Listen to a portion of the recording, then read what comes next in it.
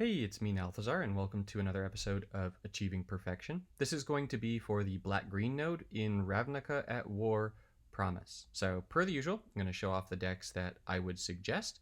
I'll go over the node, I'll go over deck building in the event that you can't make either of my decks, and then I'll get into why I chose what I chose. So, for newer players, I would go ahead and dust off a green walker for this one.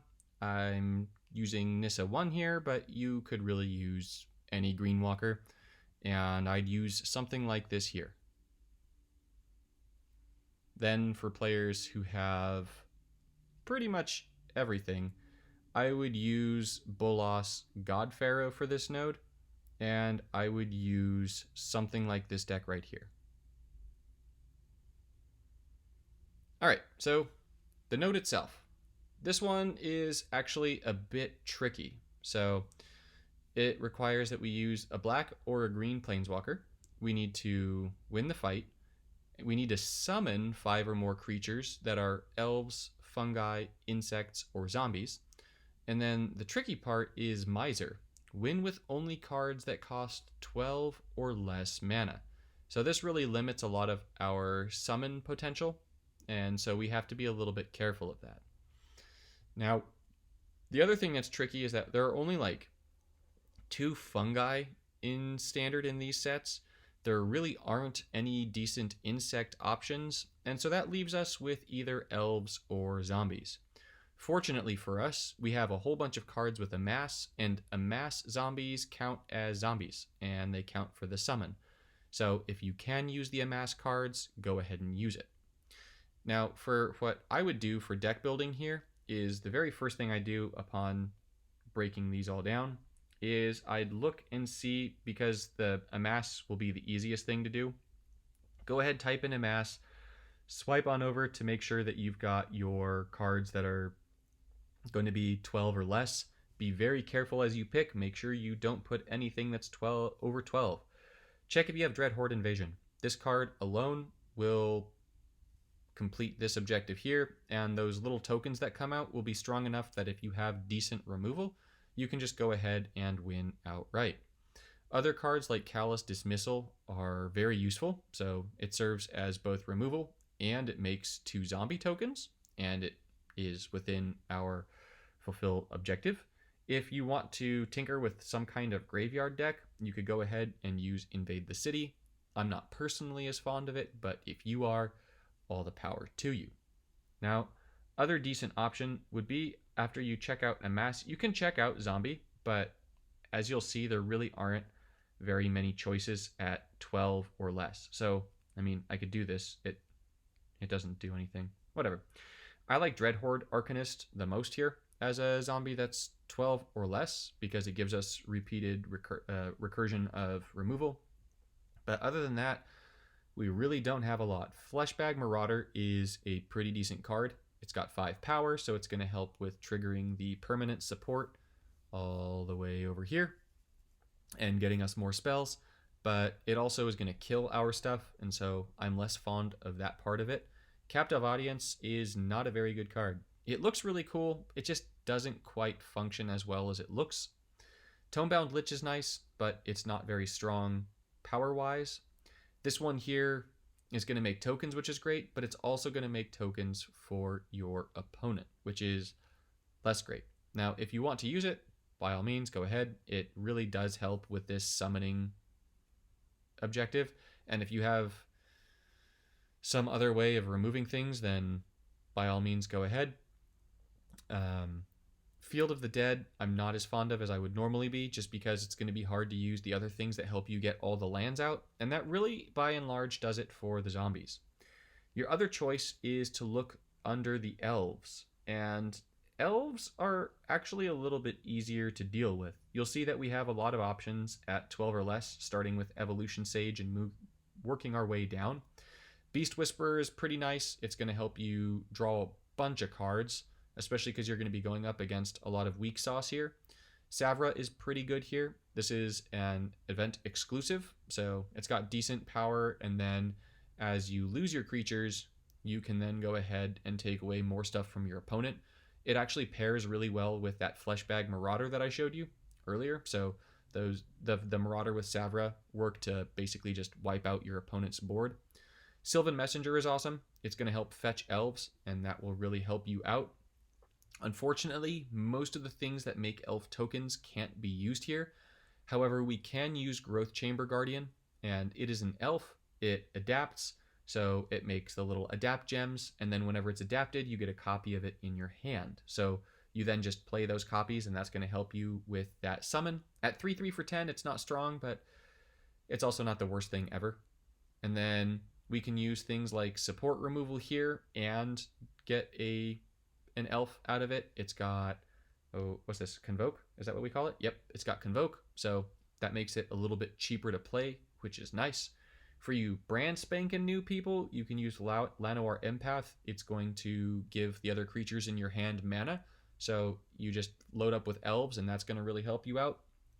And then Ocarina Assassin is kind of my favorite, just because it's a low-cost elf that gets rid of creatures. And Assure. Yeah, this one makes 3 elf tokens. So super awesome. I suppose for posterity's sake, I'll actually type in fungus. Like, oh man, somebody did not invite the fungi to the party. Let me tell you. Look at this. We got Molderhoke, which we can't use, and we have got Garbage Lurker, which is garbage. So don't use that. It's not good. It's also a zombie, but doesn't get the double typing thing. For the insects, I mean, there's a really cool insect combo in Standard with Hatchery Spider and Izoni, but they are both more than 12 mana. So then you're stuck with using absolute powerhouses that will make your opponent's boots quake like Caustic Caterpillar. But really, don't use this. Just don't. These are not good choices. So make good life choices, use elves or zombies, or make your elves and zombies get together and make hybrid elf zombies, but don't think too carefully about how that happens. So, black-green.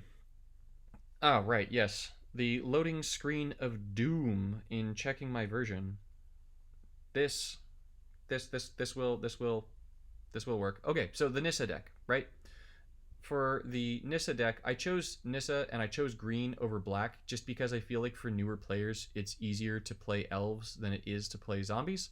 Between the exclusive mythic and then just the Nissa deck itself starts with elves, and then you actually can use in bronze Caustic Caterpillar. Shudder, shudder, gasp, gasp. But it works, right? It works in bronze. As I'm playing my A New Start series, I'm noticing that there are a lot of cards that like sort of work in bronze that I would normally just be like, this is terrible. Like my earlier reporting of Caustic Caterpillar. Oh boy.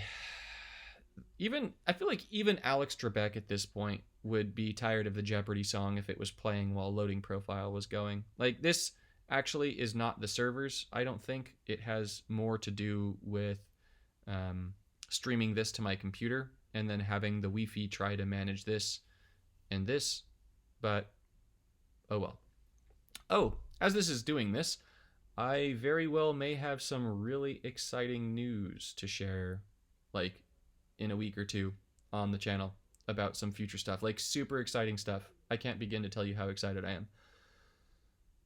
I'm going to stop talking for a second, and if this loading profile doesn't change to the actual screen, I'm just gonna cut straight to when it does. So I'll put it in my video editing and we'll get rid of that. 10 minutes later, and here we are. But fortunately for you, you don't have to watch those 10 minutes of pain. So, the decks that I'm suggesting. The Nissa deck. So here you'll see a lot of the things that I was showing off in the elves and zombies. So Sylvan Messenger, which is an elf and fetches more. Beast Whisperer, which is an elf and draws us 2 cards. Ocarina Assassin, which is an elf and kills things. Assure, with its flip side, that makes 3 elves. And those are it for the elves. Status. This is going to give things Death Touch and Defender. It's going to kill things. Supports. Creatures. Buff things. Whatever you want. It does it. Incubation. This is going to fetch you your elves. It will also serve as removal. If you want to go ahead and throw in Chord of Calling, by all means go ahead and do that. That works great. Death Sprout. This is going to kill stuff. Nice and killy. And then it gives us lands. So, yay! Nissa's Pilgrimage. This is going to convert us more gems to green, which we want. And finally, Vraska is going to help us get rid of Vanguards. And it makes us Death Touch tokens. So we definitely like that. So you got decent removal in this deck. You can get rid of anything your opponent plays, and it's largely pauper except for Assure. And you can swap Assure out for something else, but this deck will serve you right in like bronze, silver, maybe even into gold. And if you wanted to look for a challenge in platinum, you could probably try it and do okay. Now, for players who have pretty much everything, I'd use Bolas Godpharaoh. I'd choose Godpharaoh because of his Plague of Locusts ability. It's going to draw 2 cards and summon 4 zombies. So right there, that's 4 of your 5 just by having this 15 loyalty. It also gives us Scorpion Sting to just get extra removal if we want it. This Bolas has fantastic mana gains and health, so those are all big wins for us. Then, GB, the deck. So, there's only one creature in the deck. It is the Arcanist. However, we have Dread Horde Invasion. This is going to make us zombie tokens. We have Bolas's second ability. That's going to make us a different type of zombie token. And then we have a bunch of other goodies. So largely spells so that they synergize with the Arcanist.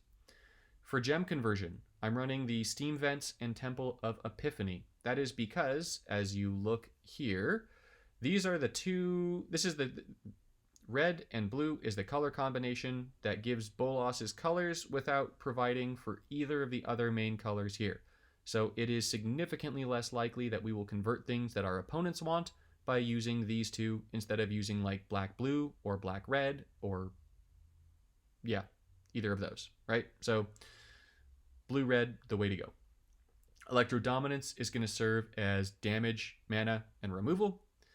Both Finale of Revelation and Days Undoing are going to help us draw the little stuff that we need. The thing that we really want here, honestly, is Dread Horde Invasion. This is what's going to get us the kill, and it's also what is going to complete the summon objective for us. Consecrate is a fantastic card in that it's going to help give us life, and it destroys creatures and ignores hexproof. So it just destroys the first creature, so that'll get rid of some pesky little things.